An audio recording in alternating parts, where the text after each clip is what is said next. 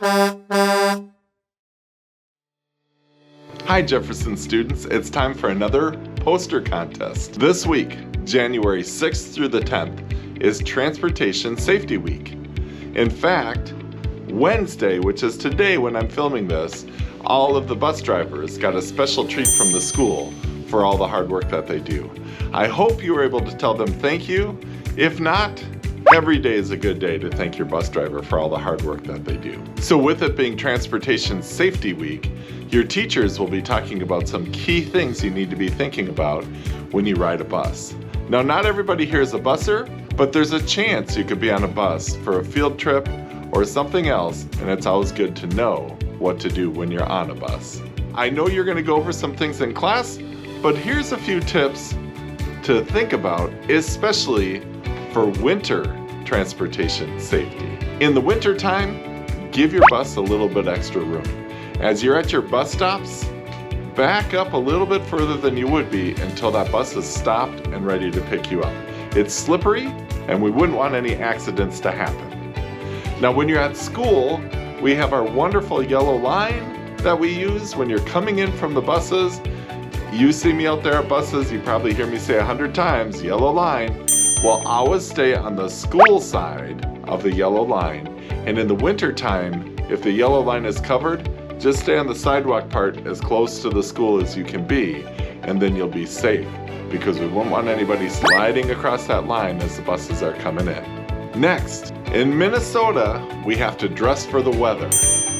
You need to be wearing hat, gloves, coat, boots, socks, and snow pants. Make sure you have all those items.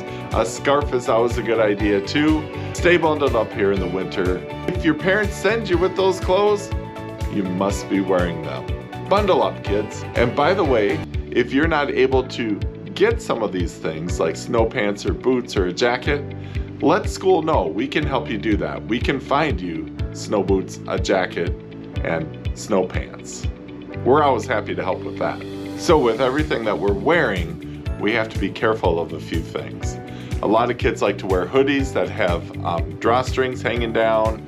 If you have a scarf or mitten clips, as you're getting off the bus, those are all things that could get caught on the railing or caught somewhere else. Be careful with those items. We wouldn't want anybody to have an injury. So as you're exiting the bus, go at a nice slow pace in case something gets caught. We can just unhook it and help you out. So with that being said, check those things that are hanging down so that they don't get caught on your way out of the bus. When you're exiting the bus, go slowly, just in case something does get caught, we can unhook it. And look out for that person in front of you. If you see them having something hanging that could get caught, help them out or tell them stop or whatever you can do. We don't want any injuries coming off of the bus. And this goes for winter weather or nicer weather too. A few more things to think about for winter transportation safety and transportation safety in general is, first of all, be on time. We all know when we're not on time, we might rush. I would hate to have you rushing towards the bus and being in the wrong spot. Another thing to think about is when you're crossing in front of the bus, make sure that you see the bus driver and the bus driver sees you, and usually they'll give you a signal that it's okay to go across. Also, if anything ever goes under the bus, do not go and retrieve it on your own. Let one of us adults know. If you're at your bus stop, let your bus driver know, and they can figure out how to get that item for you. If you're at school, find one of us adults that are out there and say, hey, my ball went under the bus, or I dropped something and it went under the bus. We will help you get it. Never go and retrieve an item on your own. That's dangerous. And probably one of our number one rules, always be respectful with your driver. You're not always going to agree with what they're saying, but you know what? They're there to keep you safe. We have wonderful bus drivers that are getting the kids out on time, getting them home on time. So give that bus driver respect. If you ever have a problem on your bus and it's not working out with your bus driver, talk to one of our principals, talk to me, let us know what's going on and we will help you. Your bus ride should be one of the easiest things you do during the day. So some great things to think about with transportation safety. Now, on to the contest. Well, students, can you believe it? This is the 30th, yes, 30th year that they're doing the bus safety poster contest. And how it's going to work is every grade level at Jefferson is going to have a winner and a runner-up. And the winner will receive $10, a $10 check from the district, and their poster will be submitted for the whole district contest. The runner-up, the second place person in every grade level, is going to get a $5 gift card to Target. All winners at our school are also going to be invited to a pizza party. Now, in order to be eligible for the contest, you have to follow the contest rules.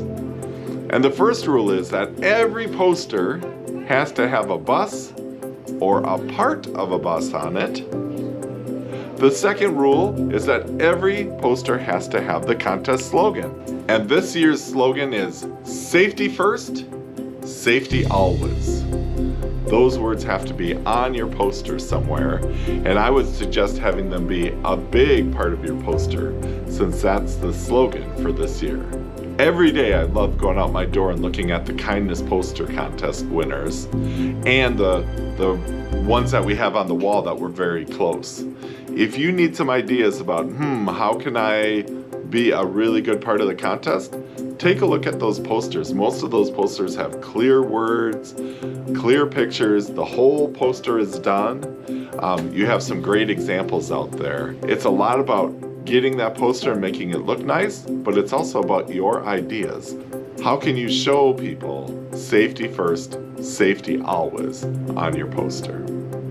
Now, as you're doing your poster, the usual rules apply. You can use pens, pencils, markers, or crayons. You cannot use anything like wood or glass. You can't glue anything onto your picture. No stencils, no tracing.